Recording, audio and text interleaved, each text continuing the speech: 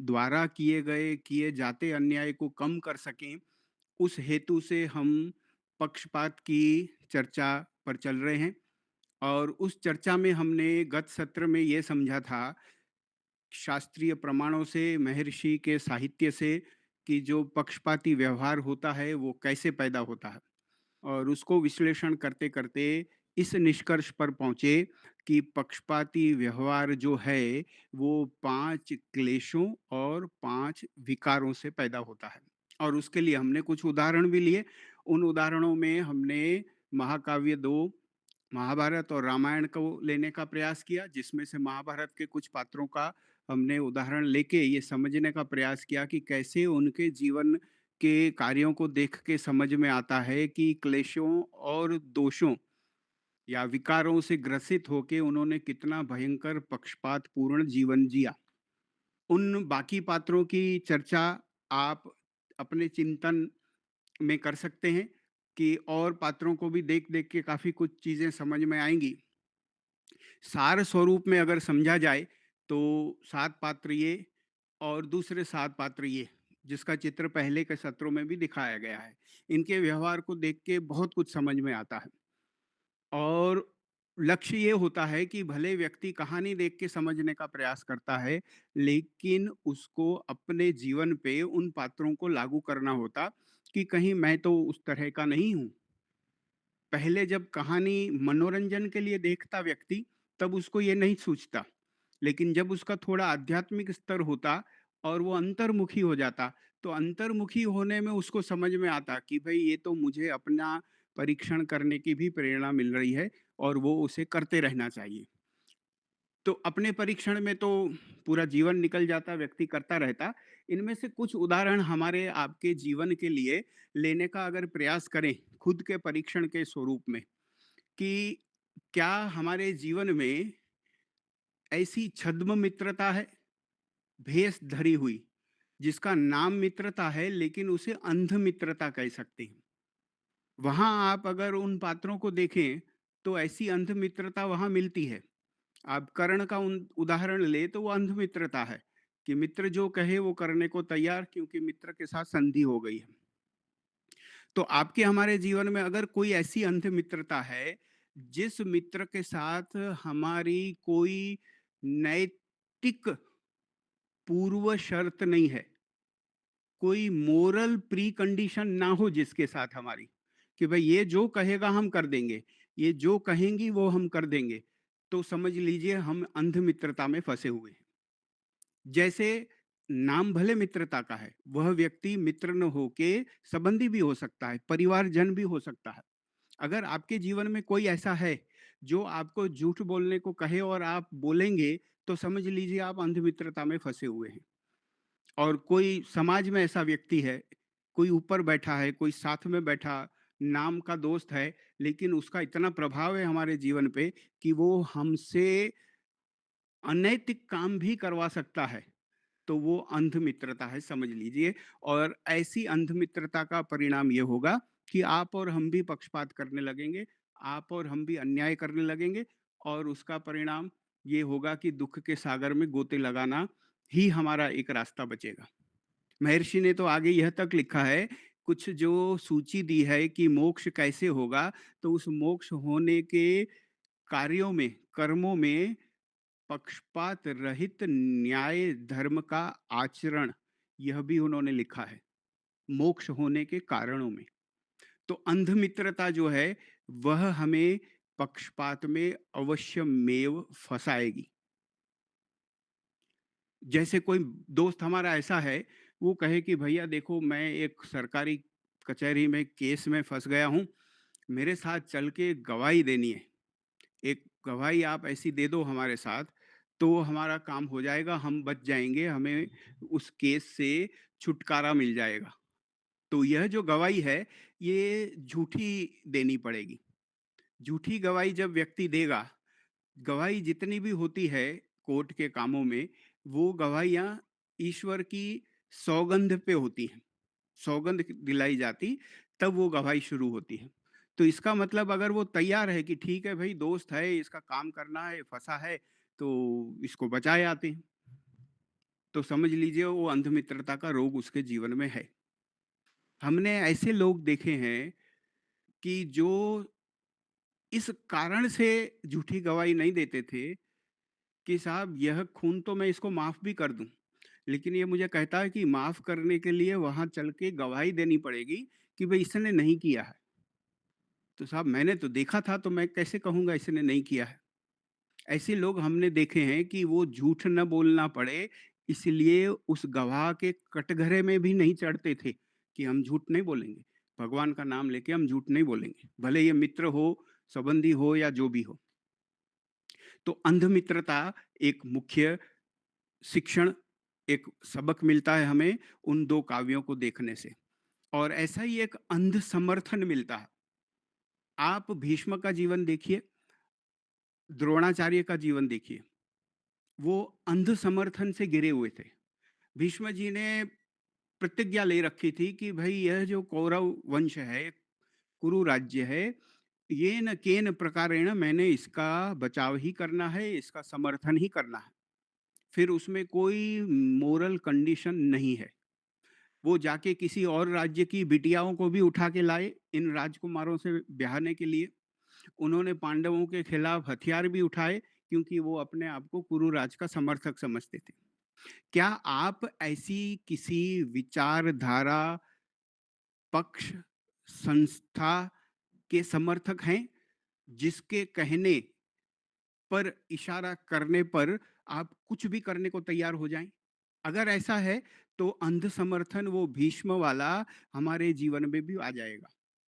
ऐसी कोई प्रतिज्ञा प्रेम हमारे जीवन में नहीं होना चाहिए कि भाई मैंने तो इसके लिए अपना जिंदगी को लिखने का काम कर दिया है, तो अब तो ये जो कहेंगे हम करेंगे। जब इस तरह का समर्पण व्यक्ति करता, उसमें भी नैतिकता, ईश्वर आज्ञा ऊपर रखनी पड़ती है। ईश्वर आज्ञा का उल्लंघन करके किसी और समर्थन से सुख प्राप्त नहीं हो सकता है। तो अंध समर्थन हमारे जीवन में होगा तो हम अवश्यमेव पक्षपाती बनेंगे। वो व्यक्ति का हो, संस्था का हो या समाज का हो। भले कितनी भी बड़ी संस्था हो, अगर नैतिकता के विरुद्ध काम करने की हमसे उम्मीद करती है, तो वो हमें बेवकूफ समझती है, हमें अंध समझती है। तो अंध समर्थन हमें डुबोएगा, पक्षपात के रसातल में ले जाएगा। इसी तरह से एक मानवीय अवगुण, खुद की परीक्षा करने की बात हो रही है। क्या हम में निंदा करने का गुण है? क्या हम किसी और व्यक्ति के गुणों को घटा के, अवगुणों को बढ़ा के, उसकी गैर हाजिरी में किसी और को बताने में आनंद लेते हैं? अगर यह निंदा का गुण है तो हम भयंकर पक्षपाती हैं। और इसी से मिलता जुलता जो अवगुण होता है उसे चुगली कहते हैं। निंदा और चुगली, निंदा में झूठ होता है और झूठ ही होता है, और चुगली सच्ची भी हो सकती है, लेकिन फिर भी वो चुगली है। निंदा में ये हुआ कि किसी व्यक्ति में कोई बात नहीं है और वो है बता के किसी को आगे बोला गया, और सिर्फ इसलिए बोला गया कि बोलने का मजा लेना, जिसके साथ बैठे हैं उसके साथ बातें करने का मजा लेना। गॉसिप, ये निंदा और चुगली दोनों गॉसिप में आते हैं, गपशप। और गपशप करते करते व्यक्ति बैठे बिठाए पहाड़ बना देता अपने लिए पापों का। निंदा चुगली अगर इतना बड़ा दोष नहीं होता तो जगह जगह जगह पर स्वामी दयानंद सरस्वती जी ने इसका उल्लेख नहीं किया होता। कितनी जगहों पे उन्होंने निंदा चुगली नहीं करनी, निंदा चुगली नहीं करनी ये कहा है। तो अगर हम फंसे हैं इसमें, हम अगर किसी व्यक्ति के साथ किसी तीसरे की बात कर रहे हैं, तो कंडीशन और ज़्यादा मजबूत होनी चाहिए। आपको पता है कि कोर्ट में अगर कोई तीसरा व्यक्ति हाज़िर नहीं है, तो उसके खिलाफ केस भी नहीं चलाया जा सकता।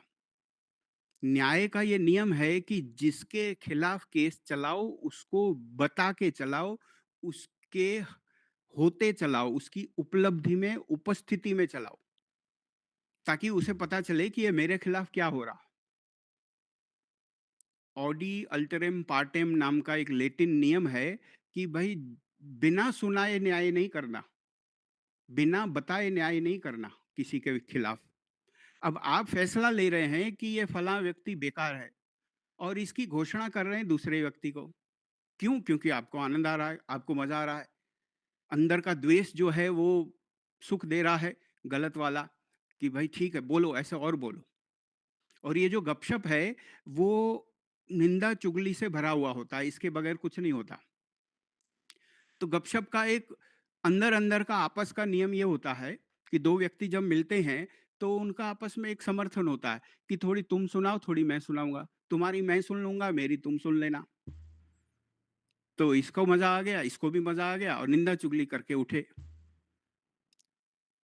यह निंदा चुगली जो है, यह एक आपने साहित्य में बड़ा कड़वा-सा उदाहरण अगर सुना हो, कड़वा उदाहरण, बहुत कड़वा, कि जब कुत्ते को हड्डी मिले और उस हड्डी को वो चूस-चूस के खत्म कर दे और फिर उसमें कोई और खाने जैसी वस्तु ना बचे, मांस, मज्जा, रक्त ना बचे, फिर भी उसको वो चूसता रहता। अगर आपने ये उस उदाहरण को पहले कभी साहित्य में सुना है कि वह जब सब कुछ खत्म होने के बाद हड्डी चूसता है, तो क्यों चूसता है? तो पता चला कि जब सब कुछ खत्म हो जाए, सूखी हड्डी को चूसता है, तब उसकी जो मसूड़े हैं, उसके मुँह के अंदर के जो उसके अंग हैं शरीर के, वो कटते हैं। उनमें ज़ख्म होता है और उनसे खून निकलता है और वह खून वो पीता है। माने वो किसका खून पीता? खुद का पीता। तो जब वो खुद का खून पीता तब उसको लगता ये है कि ये खून कहाँ से आ रहा? हड्डी से आ रहा। तो जब कुत्ता हड्डी चूसता, उसको आभास ये होता कि मैं हड्डी से रस ले रहा हूँ और वो खुद का खून पी रहा होता है। यह अवस्था निंदा चुगली करने वाले व्यक्ति की होती है। उसे लगता कि मैं आनंद ले रहा, बातें दूसरों की कर रहा हूँ, मेरा क्या जा रहा है, टाइम पास किया। और सबसे बड़ा माध्यम निंदा चुगली का आज की तारीख में फोन, मोबाइल, और मोबाइल पे बड़े जम के शुरू ही उससे करते हैं। और बता, और बता, और कोई नई ताजी। दिल्ली में ये कहने का तरीका होता था, बता और कोई नई ताजी, नवा जूनी। तो इस नवा जूनी पूछने के चक्कर में सीधा सीधा इशारा होता है कि बड़ा रस आए ऐसी बात करो भैया। और रस तो निंदा चुगली में आता है। गॉसिप तो व्यक्ति को ऐसे लेख लिख दिए लोगों ने कि थोड़ी थोड़ी गॉसिप रोज करो तो वो स्वस्थ रहोगी, ऐसे भी बोलते हैं लोग।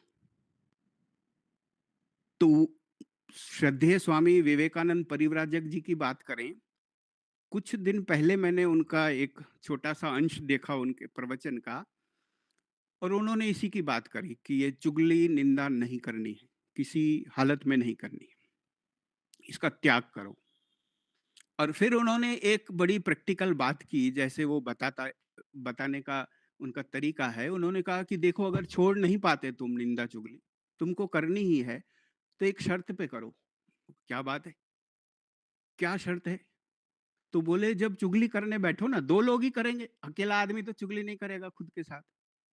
थोड़ी वो सुनाएगा, थोड़ी ये सुनाएँगे। तो एक नियम ये बनाओ कि जिस व्यक्ति की चुगली कर रहे हो, उसके अवगुण बताने के लिए इकट्ठे हुए हो। उसने मेरे साथ ये किया, वो तो ऐसा है, वो तो ऐसी है। यही तो होता है निंदा चुगली में। वो सत्य हो, असत्य हो, उससे मतलब नहीं है। मेरा असत्य, वो सत्य, उसका सत्य, वो असत्य, यही पक्षपात है। पक्षपात की व्याख्या यही है। निंदा चुगली पक्षपाती व्यवहार का सबसे बड़ा दैनिक उदाहरण है। तो स्वामी जी कहने लगे कि देखो, नहीं छूट रही तो एक अपने साथ वायदा करो, आपस में वायदा करो। दो अच्छे लोग जब बात करें, दोनों को छोड़नी है और छूट नहीं रही है, और रोज निंदा चुगली करने के लिए इकट्ठा होते हैं। तो शर्त ये लगाओ कि जिस व्यक्ति की दो बुरी बातें बताओ चुगली में, तो साथ साथ दो अच्छी भी बताओ, न्याय करो। और जब अच्छी ना मिले या तुमको अच्छी बनानी नहीं है, तो बुरी बताना बंद करो। तुम कोई गवाही नहीं दे रहे कोर्ट के सामने कि साहब इसने मेरा ये कर दिया, कुछ करो, मुझे न्याय दे दो। उसके लिए तो गपशप नहीं हो रही, और गपशप तो हो रही बस आनंद लेने के लिए, जो एक विकृत आनंद व्यक्ति लेता। तो अगर आपको ये खुद को बोलना पड़ेगा कि भई 2 अच्छी बातें भी बोलनी पड़ेंगी, तो फिर गुण ढूँढने पड़ेंगे आपको। जब गुण ढूँढोगे, तो अपने आप आपके अंदर गंध ढूँढने की आदत कम हो जाएगी, और फिर आपको लगेगा क्यों मैं इसके गुण क्यों बोलूँ? घृणा करता है व्यक्ति उससे, तो गुण क्यों बोलेगा? तो वो फिर अवगुण बोलना भी छोड़ेगा। इसलिए निंदा चुगली जो है, यह एक सबसे बड़ा परीक्षण करने का व्यवहार है हमारे जीवन का। यह करने से हमने बचना है। तो हमने तो जहाँ तक हो सके एक नियम बना रखा है, जो कोर्ट में हमारे नियम होता था कि किसी की हाज़िरी में केस नहीं चलता था। किसी की गैर हाज़िरी में केस नहीं चलता था। तो अगर कोई बात करता किसी तीसरे की और वो नहीं है, तो हम छोड़ देते, भैया वो है नहीं, क्या है? हम कोई तुम्हारा न्याय करने बैठे नहीं हैं, और तुम्हारे टाइम पास के लिए हम थोड़े बचे हैं अब। इसलिए हम नहीं सुनेंगे, छोड़ो इस बात को। जो सत्य हो, काम की बात हो, वो करो, करना क्या है वो करो, सिर्फ़ बोलने का मज़ा लेने के लिए नहीं बैठेंगे। तो निंदा चुगली पक्षपाती बनाएगी, पक्षपात से अन्याय होगा, अन्याय से दुःख होगा, जन्म-मरण के चक्कर में फँसे रहेंगे। मुक्ति की बात तो निंदा चुगली करने वाला मेहरबानी करके करे ही नहीं। मोक्ष की बात अगर निंदा चुगली करने वाला व्यक्ति करता है, तो उसको महर्षि भांड कहते हैं, भांड। बड़ा कड़वा शब्द स्वामी दयानंद सरस्वती जी ने यूज़ किया है।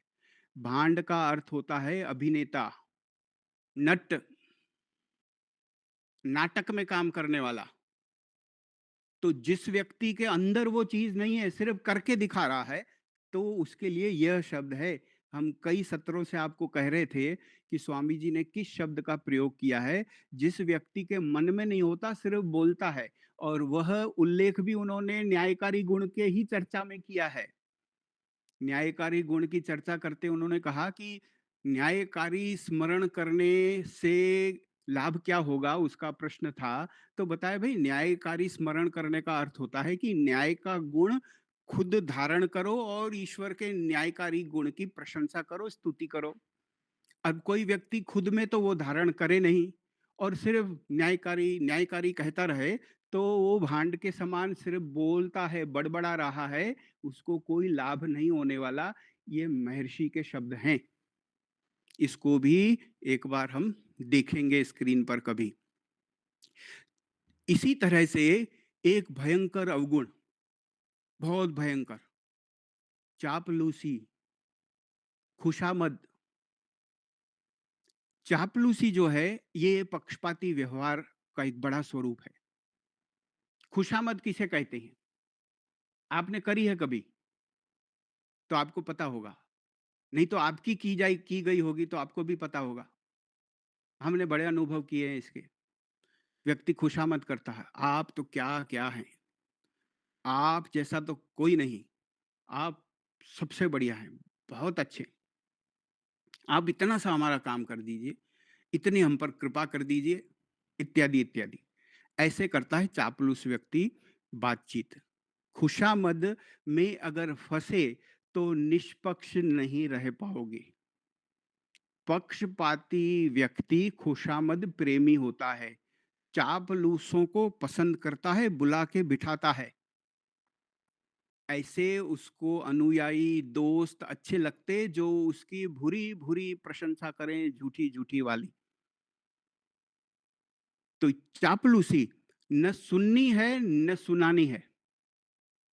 अगर आप चापलूस नहीं हैं, खुशामद नहीं करते, बिना ज़रूरत का गुणगान नहीं करते, अवगुणों को गुण नहीं बताते, गुण ना हो और गुण बताएँ, ऐसा आप नहीं करते। हो सकता है आपके कुछ दोस्त कम होंगे, हो सकता है कुछ संबंधी कम होंगे, लेकिन आध्यात्मिक होने का यही एक रास्ता है। चापलूसी करते भी रहें और भगवान भी मिले, ये नहीं होगा। क्योंकि चापलूसी असत्य भाषण है, झूठ बोलना है।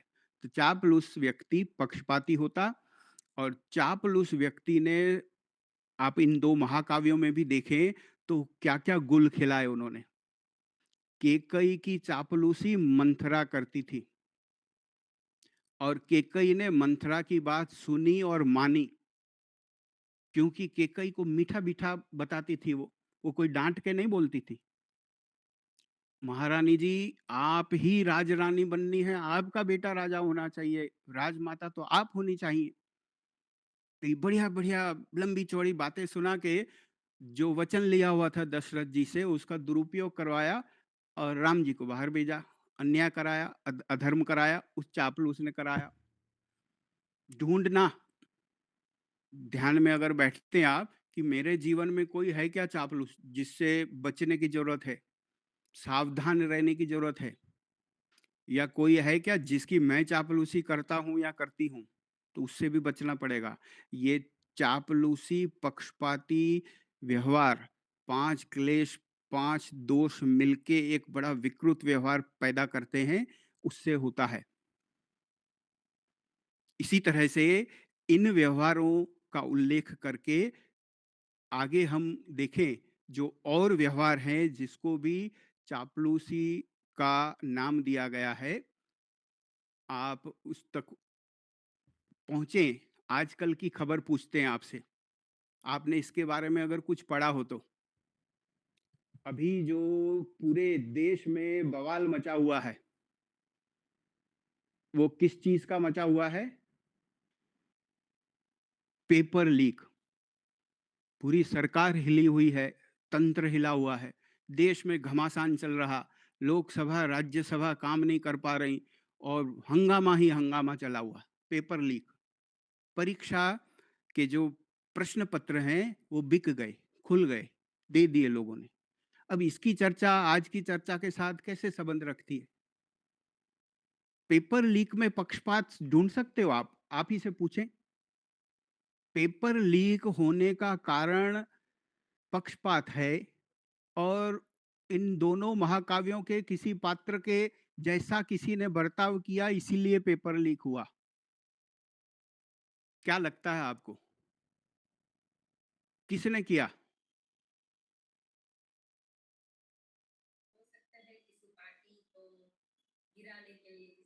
अच्छा, अच्छा, ये तो चलो राजनीतिक चर्चा हो गई कि किसी पार्टी को किसी को गिराने के लिए, लेकिन पेपर तो लीक हुआ है, ये तो सत्य है।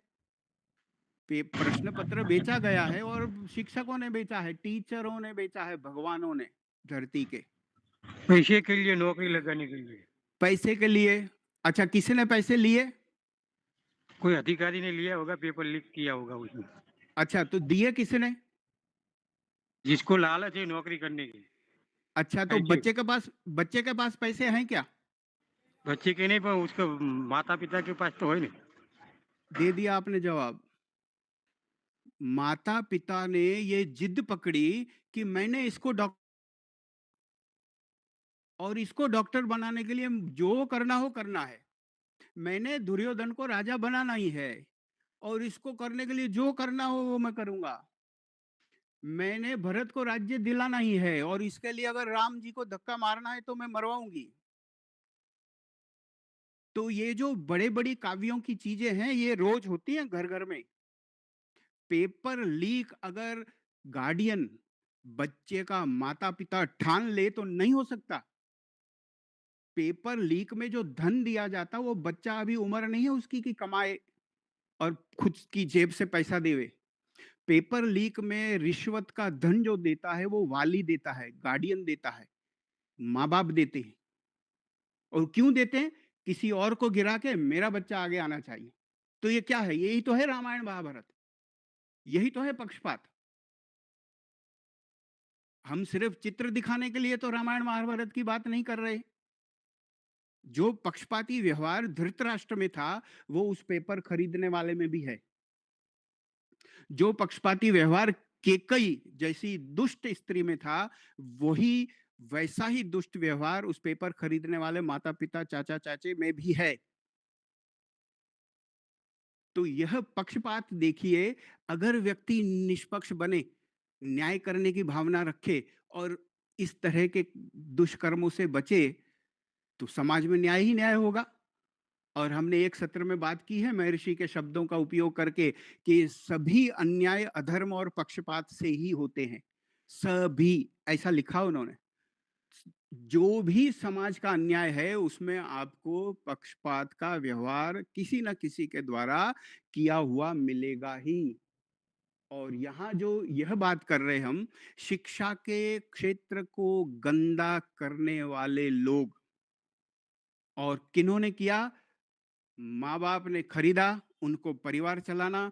डॉक्टर का बच्चा डॉक्टर होना चाहिए, धनी व्यक्ति का बच्चा धनी होना चाहिए, उसमें योग्यता हो या ना हो, माने उनको वंशवाद चलाना।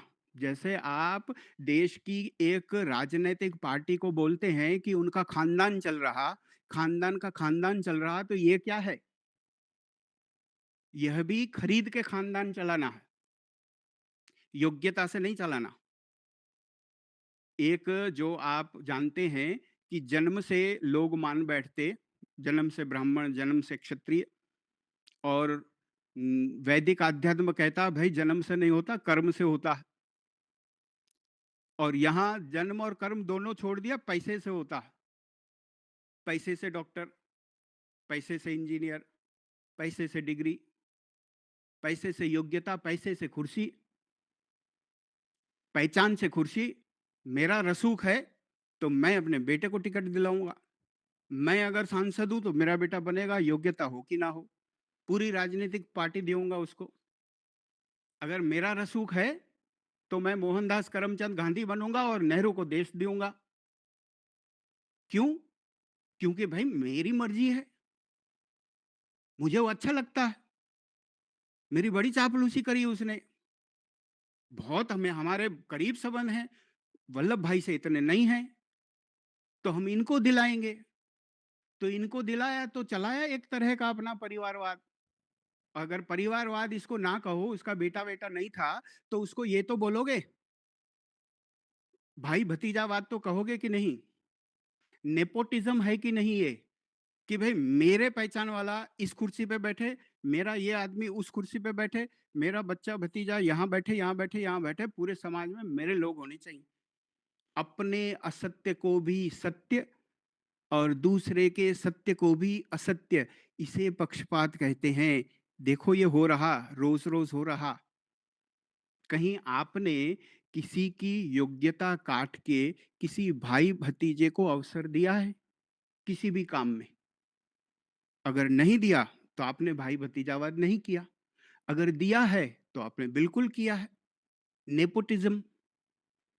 आजकल की युवा पीढ़ी तो इतनी त्रस्त है इस समाज के दूषण से। नेपोटिज्म कहते हैं इसे अंग्रेजी में, भाई भतीजावाद को। तो उन्होंने नेपोटिज्म का भी छोटा शब्द बनाया है, नेपो। आपने एक न्यूज़ सुना होगा कुछ वर्ष पहले कि किसी एक्टर ने सुसाइड कर लिया, अभिनेता ने। तो लोगों ने अन्वेषण किया तो पता चला कि भाई वो इसने सुसाइड किया, वो था तो बड़ा टैलेंटेड, बहुत कुछ अच्छा जानता था, लेकिन सिर्फ दूसरे एक्टर के बच्चे बच्चियों को काम मिलता था, इसलिए ये समस्या हुई। तो बोलते हैं भाई यहाँ तो सिर्फ नेपो बेबीज चलती हैं, नेपो बेबीज, ऐसा शब्द बनाया है युवा पीढ़ी ने।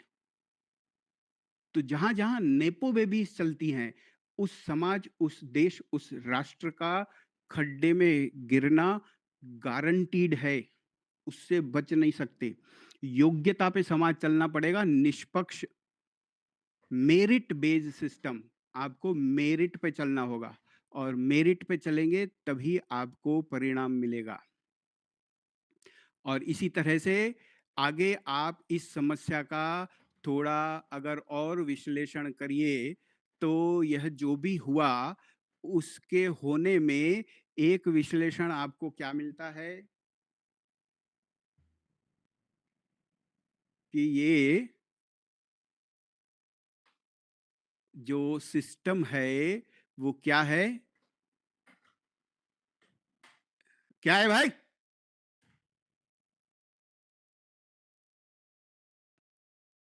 कोई घुसने का प्रयास कर रहा घर में? अच्छा, तो इसको काटना पड़ेगा। ये जो शिक्षण है आपका हमारा, ये हमने ठीक लिखा है या ज़्यादा रोष में आ गए हम? शिक्षण बिकाऊ हो गया कि नहीं हो गया? हाँ, हाँ, हो गया। तो शिक्षण बिकाऊ कोई निष्पक्ष आदमी तो करेगा नहीं। एजुकेशन वही बेचेगा, धन चाहिए, पैसे दो और मैं तुमको सिखाऊं, पढ़ाऊं। गरीब हो तो नहीं, जाओ जमीन पे बैठने वाले स्कूल में जाओ, जहाँ सुविधा नहीं, जहाँ शिक्षक नहीं आता, जहाँ बिल्डिंग नहीं, भवन नहीं। शिक्षण का व्यवसायीकरण जो हुआ, वह एक मैं आपको छोटी सी घटना बताता हूँ। चाणक्य जी के समय में ये थोड़ा थोड़ा शुरू हुआ था।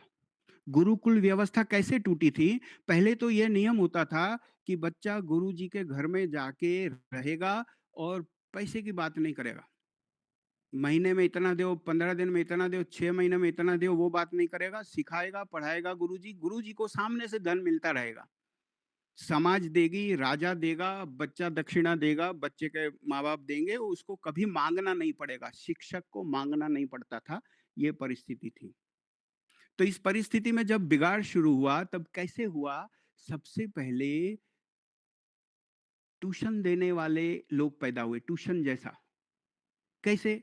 कि भाई बच्चा आया, बातचीत हुई कि मैं इतने मोहर दे दूंगा, इतना धन दे दूंगा, इतना अन्न दे दूंगा महीने का, मुझे पढ़ाओ और शाम को चला जाऊंगा। आपके बाद 2 घंटे आऊंगा, फिर चला जाऊंगा, फिर आऊंगा, फिर चला जाऊंगा।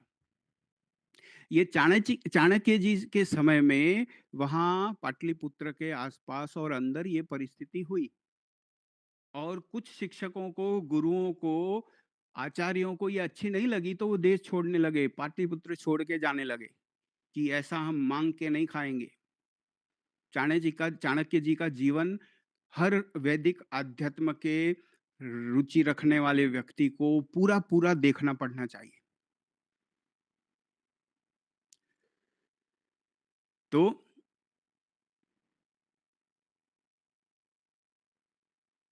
अगर वो चले जाते तो खत्म हो जाता। चाणक्य जी गए, समझाए, भैया रुक जाओ, इतनी हिम्मत मत हारो, कुछ करेंगे, इसका सुधार करेंगे, गुरुकुल व्यवस्था को जीवित रखेंगे, बिठाएंगे, हम कुछ कर रहे हैं, आप रुको। तो उनके समझाने से कई आचार्य पलायन करना छोड़ के पाटलिपुत्र में रुके थे, क्योंकि बिकाऊ शिक्षण उनको मंजूर नहीं था, इसलिए देश छोड़ने वाले थे। और अब तो यह हालत है, बिकाऊ शिक्षण के बगैर शिक्षण ही नहीं दिखता। और बिकाऊ भी शिक्षण इतना हो गया कि जो परिणाम निकला वो ये निकला कि शिक्षक भी भ्रष्टाचार में फंसा, और शिक्षण क्या, शिक्षक भी बिकाऊ निकले। और उन्होंने पेपर बेच दिया, प्रश्न पत्र बनाया और पैसे लेके दे दिया लोगों को। तो ये भी तो पक्षपात है। अपना गुण छोड़ के, अपना धर्म छोड़ के अधर्म का आचरण किया धन लेने के लिए, और धन लेके प्रश्न पत्र दे दिया, अन्याय कर दिया। अगर हम कहीं ऐसे कहीं भी कुछ भी योगदान देते हैं इस ऐसे काम में, डायरेक्ट इनडायरेक्ट किसी भी तरह से कोई भी व्यक्ति, तो वो पक्षपाती है, भयंकर पक्षपाती है, पूरी समाज का द्रोह करता हुआ व्यक्ति। एक व्यक्ति ने लड़की भी आई, बिटिया भी आई। किसी ने उनसे पूछा, भैया जमाई क्या करते हैं? तो बोले वो नकली घी बनाते। अच्छा, आपको भी पता है वो नकली घी बनाते? बोले हाँ जी पता है, सबको पता है। ओ, उसको बेटी दे दी, बिटिया दे दी उसको। बोले खाने को है उसके पास, रोजी है, व्यवसाय है। अच्छा, तो ऐसे घर में तो लोग पानी नहीं पीते थे। अभी भी कई लोग होंगे जो ऐसे घर में पानी नहीं पिएंगे, और ऐसे घर में उस घर के साथ जीवन भर का दो परिवारों का संबंध बनाया। क्या असामाजिक काम किया है, योगदान किया ऐसे काम को करने में। पक्षपात जो है समाज में न होता तो समाज इतना दुखी न होता। और जो कॉमन मैन है, वो कॉमन मैन रामायण महाभारत के काल से आज ज्यादा दुखी है। उस समय थोड़ा सुखी रहता होगा, तो इसका मतलब वो पक्षपात उस समय अधिक नहीं था, भले कहानी तब की है, वो पक्षपात अभी अधिक है और घर-घर में हर व्यक्ति कर रहा है। और इसी तरह से आगे और जो व्यवहार इस तरह के मिलते हैं, उसको हम देखें तो आपको समाज में जातिवाद दिखता है। आप मानते हैं कि नहीं? आर्य समाज ये जातिवाद मानता है? वैदिक धर्म ही जातिवाद मानता है? नीची जात, बीच की जात, ऊंची जात ऐसा मानता है?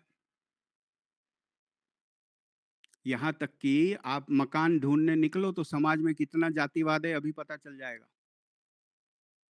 यहीं इस बड़े शहर में, अहमदाबाद में, गांधीनगर में आप ऐसे ही निकलो कि भाई आपकी सोसाइटी में हमने फ्लैट लेना है, आपको जातिवाद के प्रत्यक्ष दर्शन हो जाएंगे।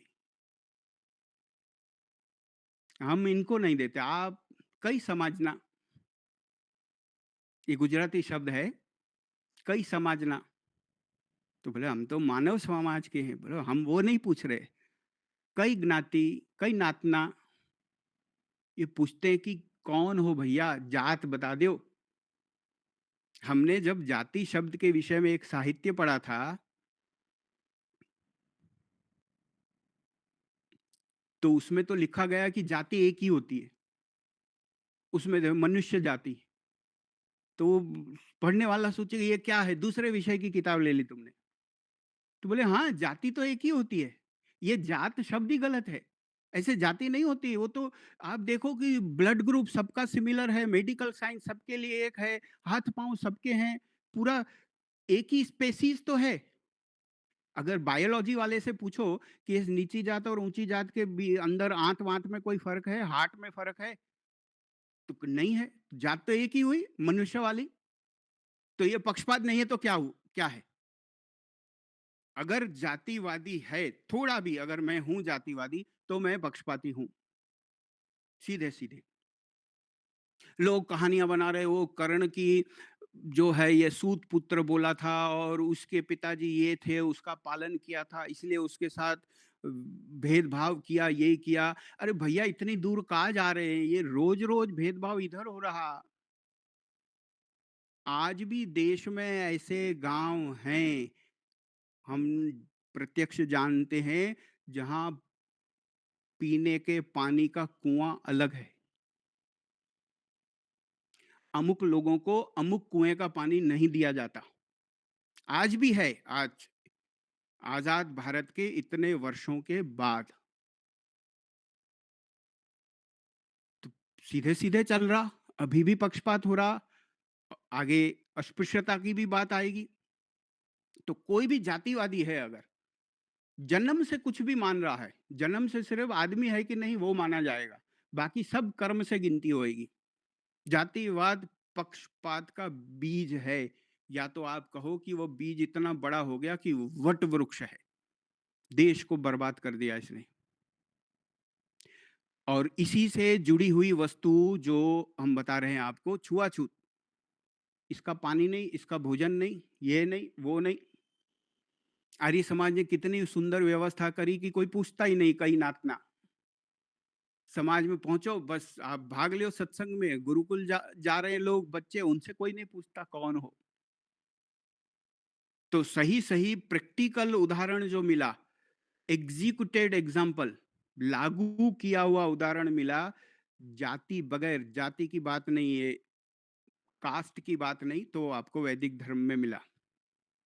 और इस जाति ने, यह प्रमाण है, इस बात के प्रमाण हैं कि इस जातिवादी मान्यता के कारण कितने लोग क्रिश्चियन बन गए और मुस्लिम धर्मी बन गए। उन्होंने इसलिए छोड़ा कि ये लोग हमें नीचा कहती।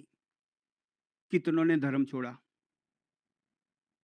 और जो पेम्फलेट छपती थी 100-150 साल पहले कि आ जाओ हमारे धर्म में, उसमें कारण ये लिखते हुए, तुम्हारा धर्म तो तुम्हारे साथ भेदभाव करता है, बाहर आओ। हमारे पास ऐसा कुछ नहीं है। व्यक्ति जो प्रताड़ित होता, पीड़ित होता, अपमानित होता, वो सोचता कि ठीक है करते हैं ऐसा। और देश के कितने बड़े नेता ने भी छोड़ के दूसरा धर्म ले लिया। क्यों? क्योंकि भाई मेरे साथ पक्षपात किया, इतना सारा भेदभाव किया। और उनका जीवन भी आप पढ़ो, बाबा साहब आम्बेडकर जी का, संविधान के प्रणेता, इतने बड़ी प्रतिभा के धनी, उनके विषय में आप पढ़ेंगे तो आपको पता चलेगा कि कितनी उनकी योग्यता थी। ऐसे व्यक्ति को गँवा दिया हमने और उनके जीवन में उनके खुद के साथ कितना पक्षपात हुआ था। और उसके बाद तो ठीक है, यहाँ तक कि आप जानते हो कि बड़ौदा के महाराजा सयाजीराव जी ने उनको सहायता आदि करी, उनको काफ़ी उनके साथ काम किया था, सपोर्ट किया था और पढ़ाई उनकी चली और भी उनके साथ काफ़ी उनका संपर्क रहा। अब इसका इलाज जो किया किसी ने कि भई ये जातिवाद नहीं होना चाहिए, अस्पृश्यता नहीं होनी चाहिए क्योंकि ये भेदभाव है, ये पक्षपात है। इसका इलाज गड़बड़ हो गया। दवाई ने बंदा मार डाला। ऐसी दवाई ली कि भई आदमी रोग नहीं, रोगी मर जाए और उस इलाज का नाम रखा है आरक्षण। भाई तुम्हारे दादाजी के साथ भेदभाव हुआ था, चलो तुम्हें भरण-पोषण देते, तुम्हें कॉम्पेंसेशन देते, तुम्हें भरपाई कर देते और तुम्हें भरपाई करेंगे, तुम्हारी आने वाली पीढ़ी को भी करेंगे, उसके बाद भी करेंगे, उसके बाद भी करेंगे, करते ही रहेंगे, राज करो। ये भी पक्षपात है। भेदभाव का जवाब ये था कि अगर वो जीता कोई मिल जाए भेदभाव करने वाला तो उसको दंड दो पक्का। अगर कोई समाज में शिक्षण की कमी है, सहायता की कमी है तो धन का सहयोग, शिक्षण का सहयोग पूरा-पूरा मिलना चाहिए। चिकित्सा मिलनी चाहिए, राज्य की तरफ से मिलनी चाहिए, लेकिन बाकी सब कुछ योग्यता के आधार पे होना चाहिए। बाकी सब कुछ योग्यता के आधार पर होना चाहिए, पक्षपात के आधार पे नहीं। जन्म आधारित व्यवस्था यह भी पक्षपात है। एक दूषण का इलाज करने के लिए दूसरा दूसरा राजनैतिक सामाजिक दूषण आ गया। आपने सुना है, हमने एक जगह पढ़ा था कि जितने लोग एमबीए करते हैं, मास्टर ऑफ बिजनेस एडमिनिस्ट्रेशन, फिर वो नौकरी लेने जाते हैं और उनको कंपनी में नौकरी मिलती है। तो एक सर्वे किया गया था।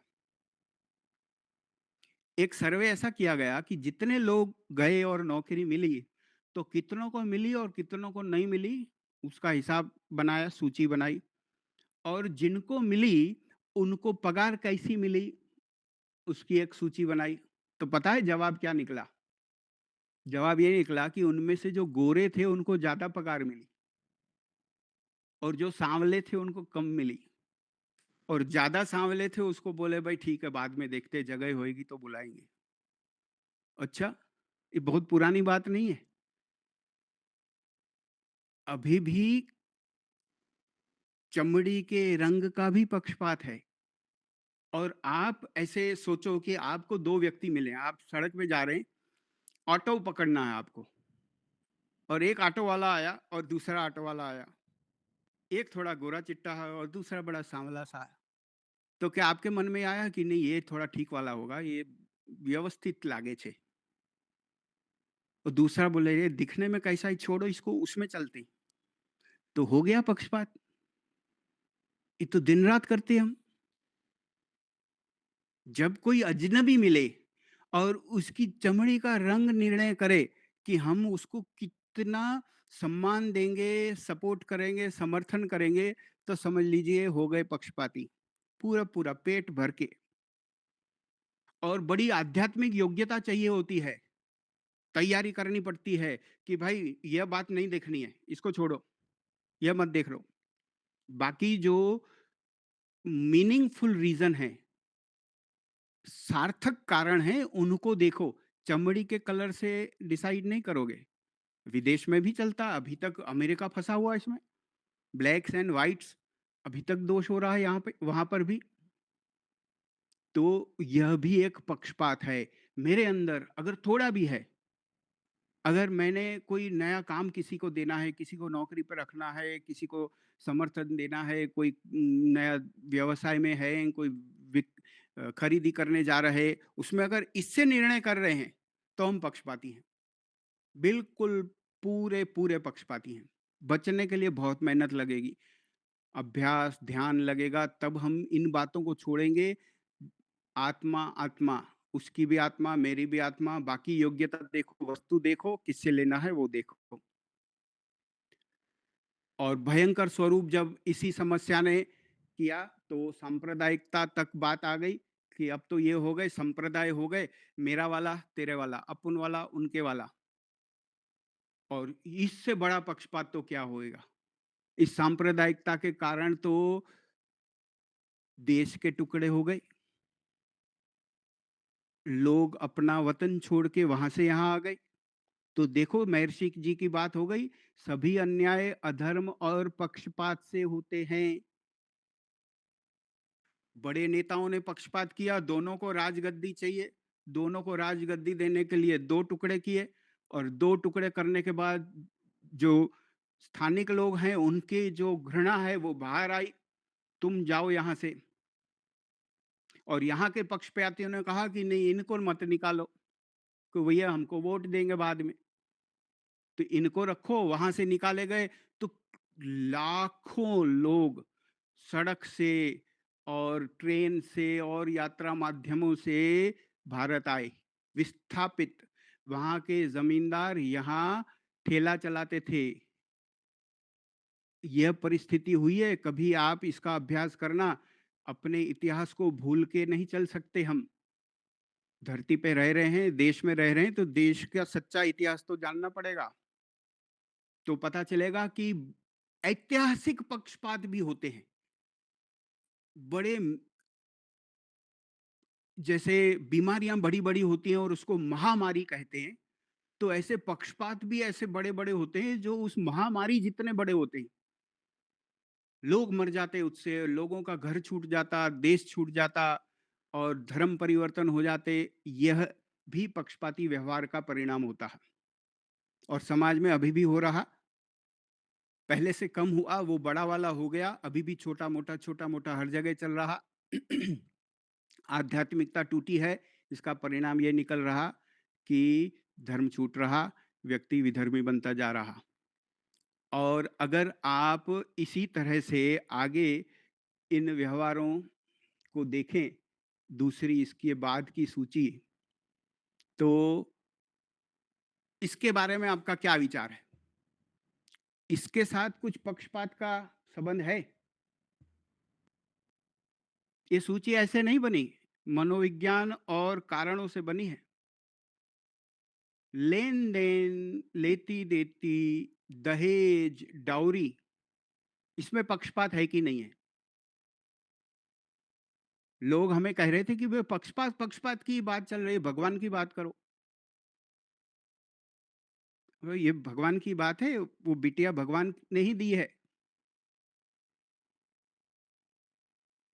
जिस सप्तपदी और 4 फेरों को फिरने की बात करते हो, वो वेद से आया है। शादी नाम का आइडिया ही भगवान ने दिया है।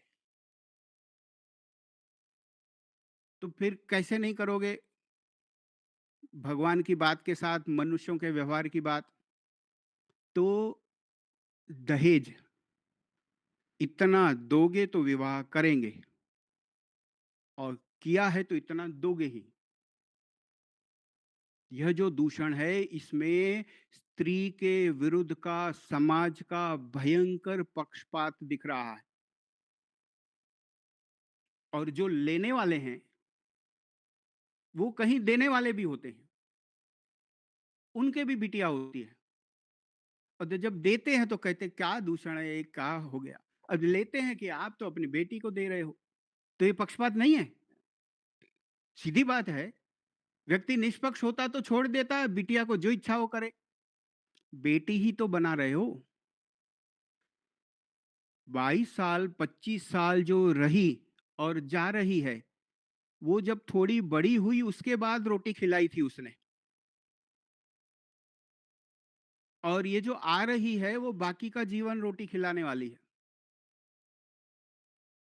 तो जो रोटी खिलाने वाली है उसके लिए पैसे चाहिए, धन चाहिए। तो जो दहेज का दूषण है, डॉवरी का दूषण, आपने तो समाज में देखे, पिक्चर देखे, वीडियो देखे और कहानियां सुनी। हमने ऐसे केस पढ़े हैं खुद कि क्या व्यवहार होता और क्या दशा होती फिर। ऐसे पोस्टमार्टम पढ़े हैं हमने, जिनकी हत्या जलाने से हुई और कारण दहेज था। समाज में है, अभी तक है। और क्यों है? क्योंकि पक्षपात है। ये लिंग वाला पक्षपात है, जेंडर बेस्ड डिस्क्रिमिनेशन है, बिटिया और बेटे के बीच का पक्षपात है। बिटिया और बेटे के बीच का पक्षपात इतना भयंकर हो जाता कि आगे चल के, आपको अगर पता हो, अभी तक कितने ही परिवारों में ये रिवाज है कि बेटी पैदा हो तो अलग मिठाई, बेटा पैदा हो तो अलग मिठाई। बिल्कुल होता, तो ये पक्षपात नहीं है। ये वैदिक धर्मी के घर में होता है तो डूब मरे वो, नाम बंद करे बोलना वैदिक धर्म का। बिटिया भी ईश्वर ने दी है, बेटा भी ईश्वर ने दिया है। ऐसे परिवार तो ढूंढो आपके संबंधों में, जो आज बेटी के सहारे जी रहे हैं, बेटा ध्यान नहीं देता। हर गली में मिलेंगे आपको, हर संबंध में मिलेंगे। तो उस बेटी के आते वो बोले अरे बेटी हुई, कन्या हुई, तो ये भी भयंकर पक्षपात है। इस पक्षपात ने यह हालत कर दी समाज की, बेटा बेटा बेटा चाहिए, पुत्र मोह, वो धृतराष्ट्र टाइप वाला आदमी, वो बेटी को मारने भी चला। भ्रूण हत्या जो महापाप बताया जाता वो लोग करने लगे। ऐसे ऐसे घरों में होता हमने सुना है कि आप कल्पना नहीं कर सकते। और लोग कहते नहीं नहीं हम तो बढ़िया वाले, बहुत अच्छे नागरिक हैं समाज के, धार्मिक व्यक्ति हैं, विचार हमारे धार्मिक हैं। कानून बनाना पड़ा कि भाई परीक्षण बंद करो, बेटा है बेटी है ये चेक करना बंद करो। और फिर भी क्या होता समाज में आपको पता है, ये हत्या ही है, प्राण उसमें आ गए हैं, सिर्फ वो बाहर नहीं आया है जीव, तो आपने बंदा ही मारा है, खून ही किया और खुद का किया। सांप ही खाता है अपने बच्चे को और कोई नहीं खाता, तो वो काम आदमी ने किया। और ऐसे आदमी के साथ समाज भी संबंध रखता है। अब भाई बहुत बेटियां थी इनको, ये एक दहेज प्रथा से पैदा हुआ और पुत्र मोह से बढ़ा हुआ एक बहुत उच्च कोटि का पक्षपात है, बहुत बड़ा समाज का दूषण।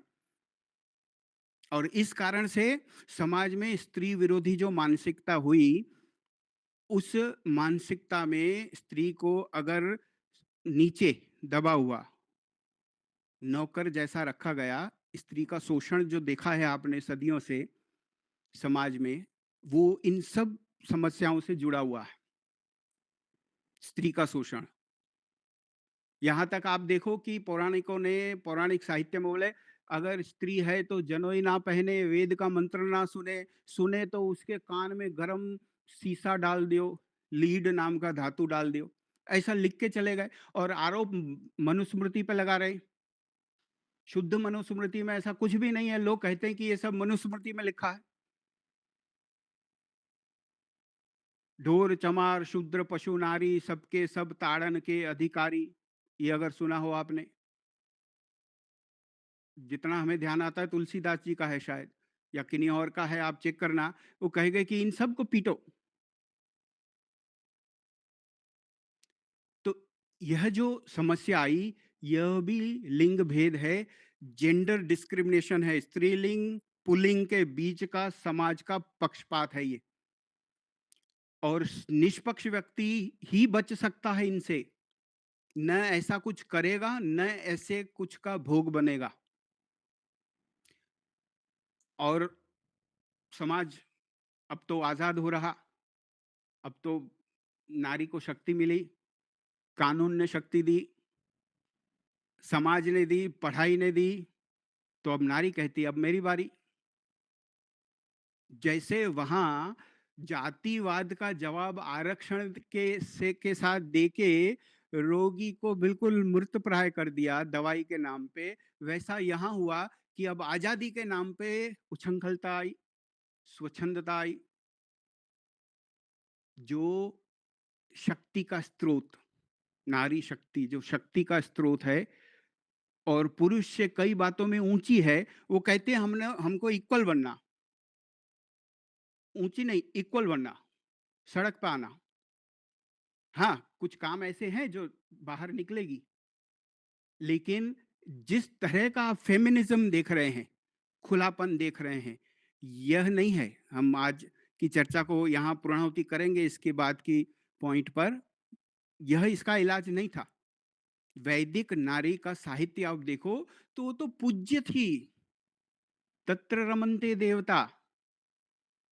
जहाँ नारी का पूजन होता, सम्मान होता, जिस घर में स्त्री की इज्जत होती, वही स्वर्ग है, वही मंदिर है, वही अच्छे लोगों का, देवों का घर है, नहीं तो वो असुरों का घर है, राक्षसों का घर है। तो इस कारण से जो फेमिनिज्म के नाम पे समाज का नियम तोड़ा जा रहा, यह भी एक पक्षपात का बिगड़ा हुआ स्वरूप आया, कि इतना जोर से आया कि उस इलाज करने की जगह पे आदमी को ही खत्म कर दे। और कारण तो आप कई बार बोलते हैं। आपने ऊपर देखा दहेज प्रथा, तो दहेज प्रथा का कारण कौन होता? ससुर मांगता, पति मांगता, और कौन मांगता? सास भी तो मांगती। तो आने वाली स्त्री है, मांगने वाली भी स्त्री है, समाज में बोलने वाली भी स्त्री है, कुछ नहीं लाई। और जो पुत्र मोह की बीमारी के कारण बेटी मर रही, उसमें पुत्र की चाहना सिर्फ पिताजी की नहीं है, माँ की भी है। तो वो माँ क्या कहती कि मैं तो जो भी हूँ, ये आने वाली भी ये है तो खत्म करो इसको, वो है तो आने दो उसको।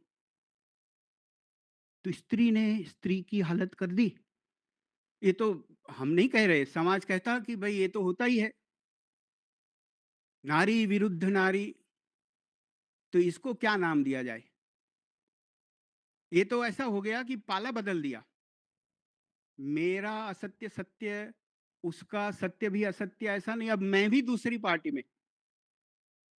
तो यह जो समस्या है, यह भी एक पक्षपात का बड़ा स्वरूप है। जिस सूची को अभी तक हमने देखा, सामाजिक बुराइयां, व्यक्तिगत बुराइयां, सूची आगे लंबी है, उस पर जाएंगे। लेकिन यह सब समाज का आईना है, और ये पुरानी कथाएं नहीं हैं, अभी की परिस्थिति है। इसलिए यह जब तक दिखेगा तब तक पक्षपात है। और दुनिया तो पूरी पूरी नहीं सुधरेगी, ठीक है। अगर ये मेरे व्यवहार में दिखता है तो मैं भी पक्षपाती हूँ। बस मुझे मेरा व्यवहार, परिवार, मेरा कुनबा देखना है, उसको ठीक करना है, उसको ठीक रखना है। सब अपना अपना देखेंगे, तब जब ठीक होगा। तो निष्पक्ष व्यवहार रखने के लिए, पक्षपात छोड़ने के लिए आज की इस सूची का अवलोकन करें और इसका इलाज ढूंढें, खुद से निकालें और अध्ययन करें। वैदिक आध्यात्म, आर्य आर्य जगत का साहित्य कैसे इसमें मदद करता है, उसकी मान्यता क्या है, ऋषि की मान्यताएं इन समस्याओं के विषय में क्या हैं, उसको भी समझने का प्रयास करें। तो आपको बहुत लाभ होगा। यहीं मैं अपनी वाणी को विराम देता हूँ। पक्षपात खत्म नहीं हो रहा और जारी रहेगा। सबका धन्यवाद। ओम शांति, नमस्ते।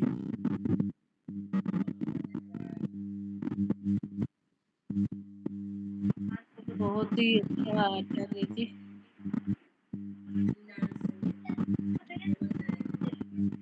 जी जी।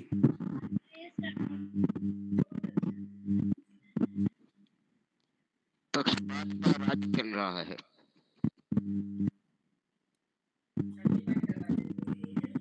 जी हाँ, पक्षपात। आवाज आ रही है? मिलाकर लगा कि पक्षपात का ही राज चल रहा है इस समय। पक्षपात का राज चल रहा है, वो हम पे ना चले, बस इतना ध्यान रखना है। देखो, जब कीटाणु निकालने होते हैं ना, तो कीटाणु थोड़ा तकलीफ देते, उसको खोद के निकालते, तब गंध भी आती, रक्त भी दिखता। तो सफाई करने के लिए सब चर्चा होती है, फिर उससे बाहर आ सकते हैं। और पूरे पूरे तो नहीं आएंगे, धीरे धीरे आएंगे, जन्मों लगेंगे।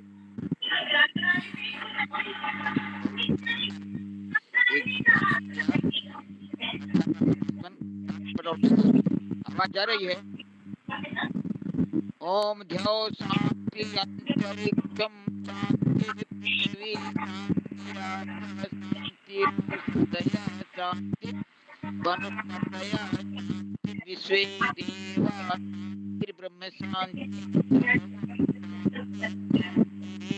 शांति शांति रे। ओम शांति शांति शांति शांति।